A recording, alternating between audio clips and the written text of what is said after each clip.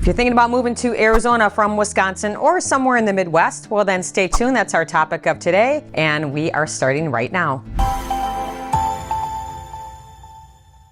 Hi, I'm Michelle Miller. I'm an agent here in the Scottsdale area, and we are talking about moving from Wisconsin to Arizona, or, in the Midwest, I guess you could consider. And these are just things that I noticed that were different from living in Wisconsin, growing up, to living in Arizona. And it's not that I'm bashing on Arizona at all. I love living here. I've been here 13 years. It's different. Everywhere you live is different. And so it's just some things that I noticed. I asked some of my friends that have also moved here, things that they noticed that were different. So just gonna fill you in a little bit. So first and foremost, one of the best things I think that I uncovered while living here is the 300 plus sunny days. That made a huge difference in my life. I used to get that seasonal disorder, SAD or something like that. It did make me sad. And living here, my disposition, especially in winter, did a 180. I have more energy. Just seeing the sun, it's incredible what difference that makes. Okay, number two, there are so many good-looking people here. I mean, it's weird. I mean, they're just like men, women, kids. They're just like there's so many pretty people. I don't know what it is, but so if you like to people watch, boy, I mean, this is the place to do it. Not that there aren't good-looking people everywhere, but it just seems like there's just an overwhelming number of really attractive people here. I also noticed, number three, there's 12 total, by the way. People seem to get pretty dressed up to just go about anywhere. Like, you don't see people like going in like raggedy old sweatpants or pajama bottoms to the grocery store. People are generally dressed really pretty nicely here all the time. Even when they go work out, they're all like really well coordinated. They don't go and play sports in like raggedy gym shorts and raggedy shirts for the most part. Most people are pretty well dressed. All right, number four, this is probably the most startling for me. I find that the people, when I first moved here, it just wasn't that friendly. It was kind of hard to meet people, and so they just seem to be just a little bit more standoffish. I don't know what it is. Maybe it's because we don't have yards where people are mowing their grass, because our yards, a lot of them are rock. So you're not out there meeting your neighbors while everybody's cutting their grass and stuff on the weekend. We used to laugh, like we'd say everybody was in the witness protection program when we moved here. You didn't see anybody. Now, not to say once you meet people, they're very friendly. In fact, it's funny because there's so many Midwest people here, but I don't know if it's just everybody's kind of like, I'm coming to a bigger city, and they just, aren't that outgoing. Like for us, you move into a neighborhood or you have a new neighbor, which I've done, and you go over and bring them a banana bread or a bottle of wine, and you're like, hey, welcome to the neighborhood. And they look at you like you have three eyes. So I kind of stopped doing that, which is bad. I shouldn't change my ways, but you want to make people feel welcome. But that was probably the most startling thing. And now I've been here 13 years. I have a great group of friends. People are very nice, but they're just not that forthcoming like you find. At least that's how people were in Wisconsin. So just something to keep in mind. All right, number five, cars. Oh, if you love cars, this is the place that you want to be. My boys' eyes are like, oh, Ferraris, Bentleys, Lamborghinis. I mean, you're kind of hard pressed to see a Chevy sometimes.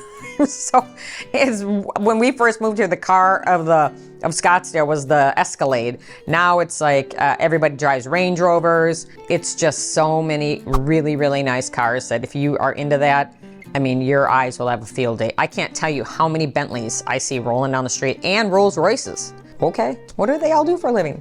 All right, number six, fences. I don't love them, but they are everywhere here. So everybody's yard, for the most part, it has a perimeter fence around it. And unless you're in the country and you have a lot of land, but in these developments, these planned developments, everybody has generally cement wall fence between its cinder blocks, and then the back might have like a view fence, a wrought iron view fence. So it's a little different. You don't sit in your backyard and can see everybody's backyard. So I guess if you're really into privacy, then that's a good thing, but it's just different. Not bad, just different. Number seven, some of my friends, when I asked what they thought was really different or surprised by, was how expensive it is to golf here. So especially in high season, I mean, it's hundreds and hundreds of dollars to play a round of golf. Golf memberships on the low end, $60,000. On the high end, $500,000 at Silverleaf, I think is what Silverleaf's going for now. Plus, then you have monthly dues. So, but you can golf. There's a lot of great public golf courses here, but it is pricey, especially in high season. So If you want to golf when it's 115, you can do it for cheaper. But in high season, you're going to pay. All right, number 8, dogs. Dogs everywhere. Everybody brings their dogs. It's very dog friendly. People bring them shopping with them. Whoever sells those service dog little vests must be making a killing, because everybody has a service dog. I don't know if they are all service dogs or not, but they're at, people are at parks and shopping and restaurants and, like clothes shopping. I see people bringing their dogs. So that's a little different too. I never saw that growing up. Okay, we're at number 9. Reservations are pretty necessary here, especially in high season, but really most of the time, if you're gonna go out for a pretty nice dinner, I'm talking beyond fast food, you generally need a reservation just because our population is growing. We have a lot of building here. That is really making it necessary to, if you have a set time where, it's really popular between 6 and 8, you probably wanna make a reservation, and several days in advance, sometimes a week in advance if it's a real popular restaurant. That's another thing. The jobs here, this is like gonna be a bonus one, but there's so much construction going on here with industry that the job growth is really great. Then they're anticipating this year that's like educational services and health services are gonna be, and construction are the leaders in new job creation. Back to 10, bad drivers. Oh my gosh. Parking lots here you should have to get a warning sign or something when you come in. It says, you're taking your life in your own hands when you get out of your car and walk to the grocery store, because I've never seen anything like it. 3 cars, I've seen this happen on multiple occasions, will back out at the same time, and they don't ever look. People are like, what's this thing in the middle or this on the side? They don't look at their mirrors, they just back out. So you have to be really careful, especially if you have little kids. I was just always so worried about my kids getting hit in a parking lot. You really have to be paying attention at all times when you are in parking lots, but then just driving on the road too, it's bad. Just be prepared. You just have to be a very defensive driver and pay attention. Don't be texting and driving, not here. No, don't do it. All right, 11. This was really kind of interesting too. There's no signage anywhere, especially in Scottsdale. They don't want any big billboards, big signs blocking the mountain views. So you have no idea where anything is.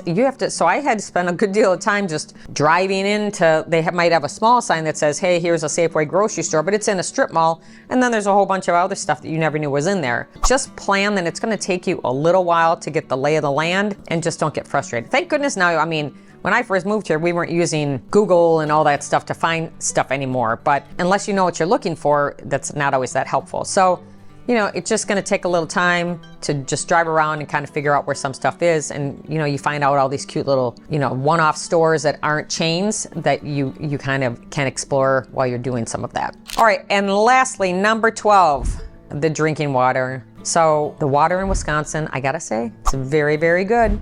And in Scottsdale, Phoenix, it is not good. It's very hard and it's got a bad taste. So a lot of people get softeners or purifiers. Like a lot of people have RO systems. So that would be an additional expense when you buy, is putting in a reverse osmosis or some whole house purification system. It really is necessary. When you're in the north, like up when you go skiing in Flagstaff, that water up there is good. But I don't know what's happening down here, but it's not tasty. It's just I can't even describe the flavor, but it's not delicious. So just either consider that if you're going to be visiting and renting for a while, you're going to invest in bottled water, or if you're going to live here, you might want an RO system. So anyways, if you have any other questions, those were just a couple I thought, the 12 I thought about the top of my head and polling some family and friends. But if you have questions about the area, please reach out. My contact information is at the end of the video and should be listed below. I'm always happy to answer your questions. All right, so stay tuned. Thanks so much for watching, and we'll see you in the next video.